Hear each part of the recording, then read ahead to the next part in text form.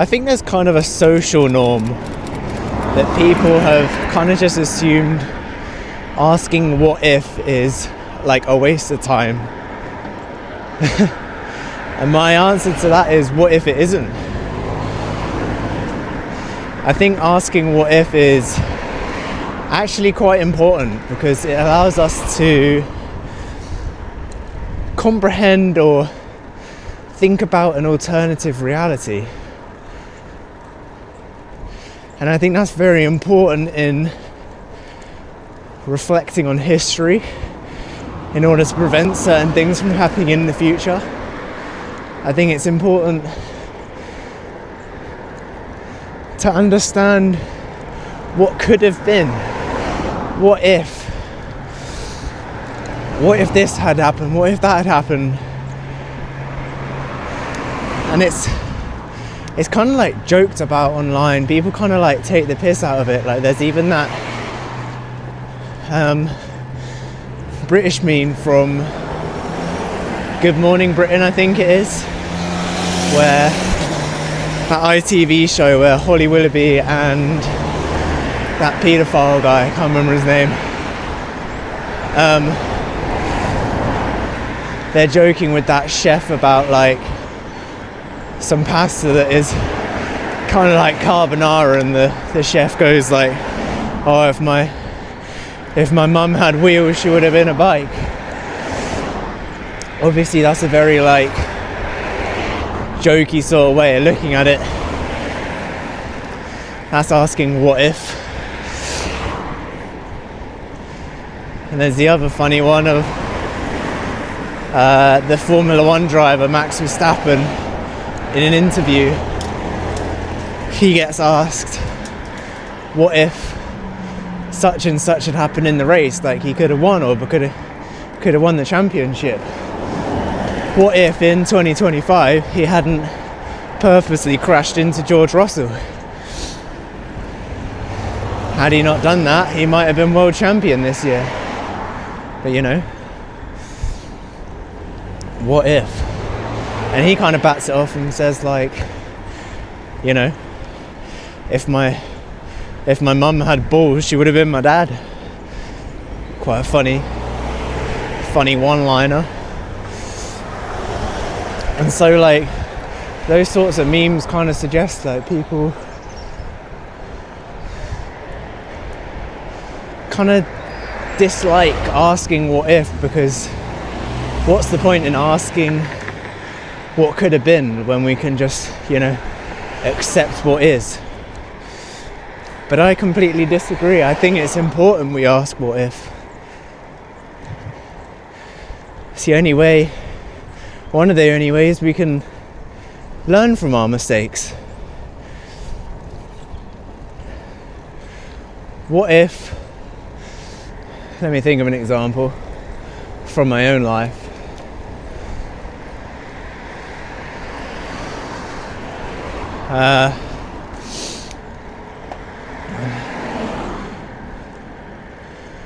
What if I hadn't had breakfast this morning? Very small little thing, but you know, I would have been hungry. I might have been in a mood. And you know, because I've asked what if,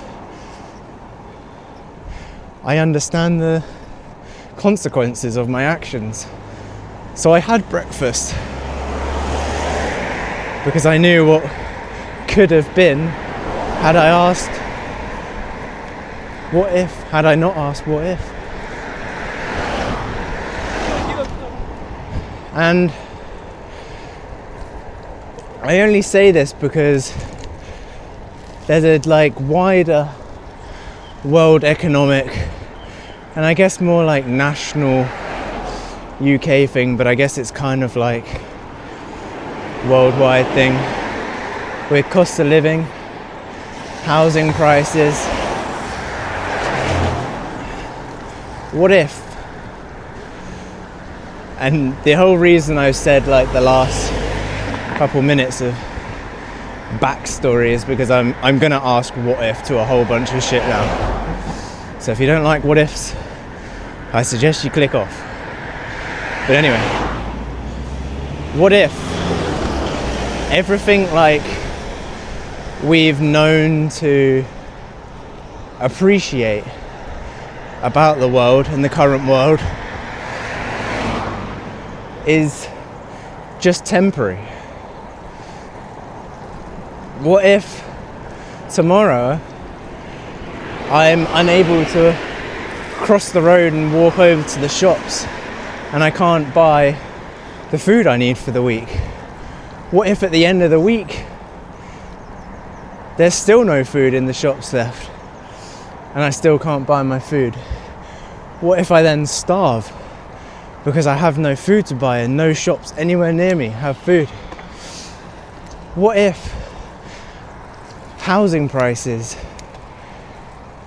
that we've known to buy as assets and appreciate in value, and you can leverage them as an asset to buy more assets, use them as collateral, you can use them as an income if you rent them?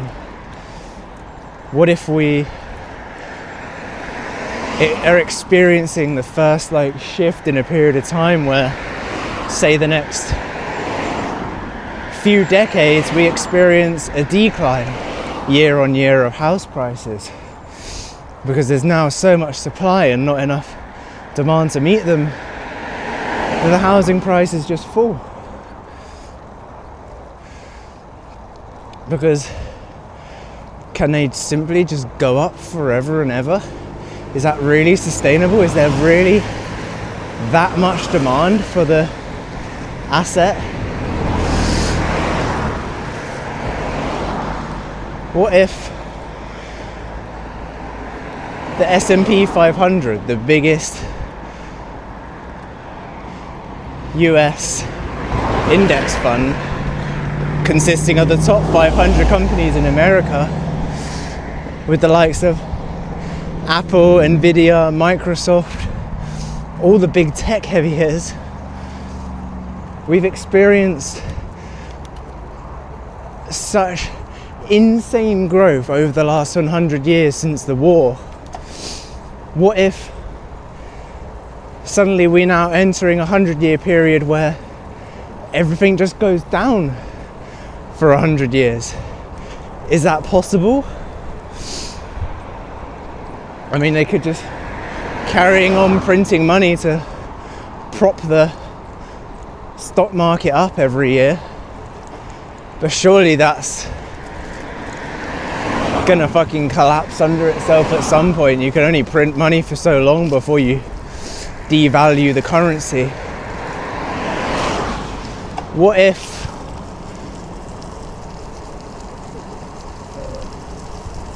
the American dream becomes such a difficult and unobtainable goal that no one achieves the American dream in the next 50 years? What if this is the end of capitalism as we know it? Is this peak capitalism? Because the whole spiel with AI and shit at the moment is, it's literally it's coming for our jobs. It's coming to take over us. It's gonna replace everything. And we've already seen it. My sister's job, everyone's being made redundant, and they're all being forced to reapply for their jobs. And there's gonna be a third of the amount of jobs available. So they're already cutting jobs because they know that they can replace it with the most efficient workers and technology. These big tech companies like Nvidia and like Microsoft, who are building these large language models, they're in an arms race to destroy themselves. The people who use their products, myself, my sister, my family, my mum, my dad, my grandparents, my friends, We're the ones spending the money. We're the ones using those products. And well, if they're building a product to take away our jobs, how are we going to pay to use those products if we don't have jobs? It's a very quite sinister feeling. They're literally building technology to make us useless, to take away our purpose. And I think that's just absolutely wild. And the scary part is I don't think it's like a million years away. They're working for it right now. And it's already happened. Like the amount of tech layoffs there's been over the last couple years since AI has really started coming into effect. The people who are still working are using AI to be more efficient and be more productive, and that's only going to get worse over time. And capitalism is literally designed to strip back as much as possible, spend as little as possible, and make as much as possible, get the biggest margins possible. It's not about ethics. There's nothing ethical about the way a capitalist society forces businesses and forces entrepreneurs and entrepreneurial endeavors to operate. They're literally designed to maximize profit. That is the sole purpose of a business. There is no other purpose, and any business that tries to say otherwise is literally lying. They're lying. So what if we're witnessing the start to the end? I mean, I know it sounds dramatic, but it certainly seems that way. What if everything we know about the world and the way it works and the way the economy works was just a temporary thing? What if this was just the start? What if the whole S&P 500 is just the first bubble in a centuries long process? Boom bust cycles. Because in the grand scheme of things,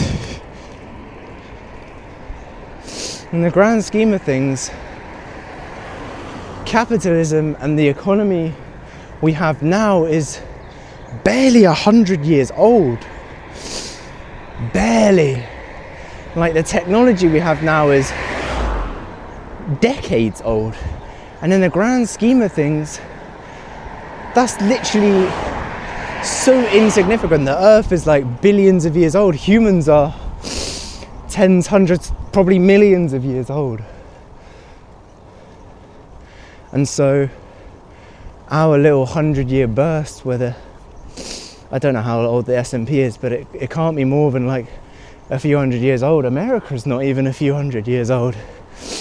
Barely a few hundred years old. Our economy and the way we experience life is so new. And what if this is peak?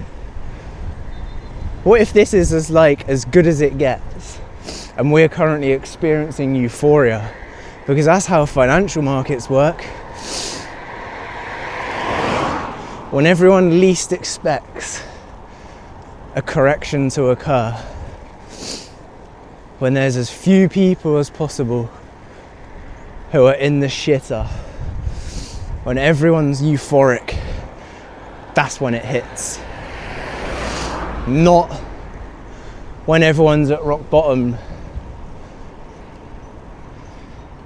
And it just got me thinking, what if this is it? What if we're so naive to the possibility that we might have to like start farming for ourselves, and local communities might have to start nominating local leaders to produce our food, and start rationing more because global supply chains fall apart. There's still places in like Central Africa, for example, like the tribes and shit, who might not even know what like social media is. They don't know any different. And I'm not saying like we'd get back to that stage in life, but I wouldn't rule it out. Like, there's a possibility of it, which is scary. Really, really scary.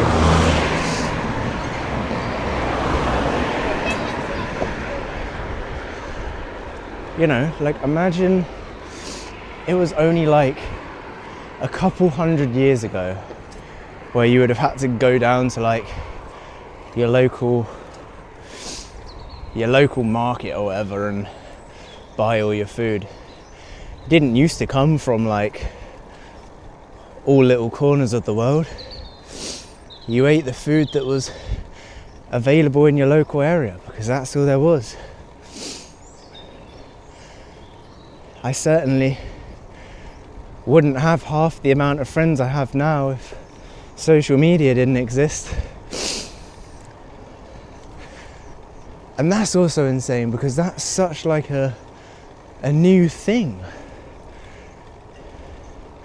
And I feel like not many people stop for a minute and like not only just appreciate that, but like deep how crazy it is that I can literally pick up a little fucking metal box, a little metal device, press a couple fucking buttons on it, and suddenly I'm connected talking to my friend who lives halfway across the planet. What? Or the fact I can literally get in a little fucking metal tub with some wings on and fly across the planet to go and see them. What if this is peak? What if it can't like get any better than this? And the other question I have, like, do we experience a collapse in my lifetime? Is it something I need to prepare for? And I'm not really like a doomsday sort of guy, but it kind of sounds like I'm turning into it. I don't think I am. Like, I mean, everyone would be in the same boat. How do you even prepare for something like that? Short of having like an entire pantry just filled with like canned shit. How does a capitalist society end? Does it end? Is it just a massive rig that you can infinitely prop up with a currency that doesn't really exist, that doesn't really have any intrinsic value?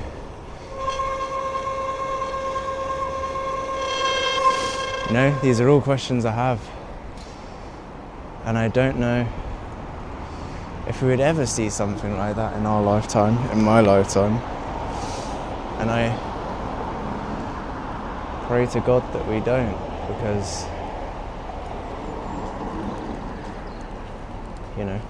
that would be pretty scary.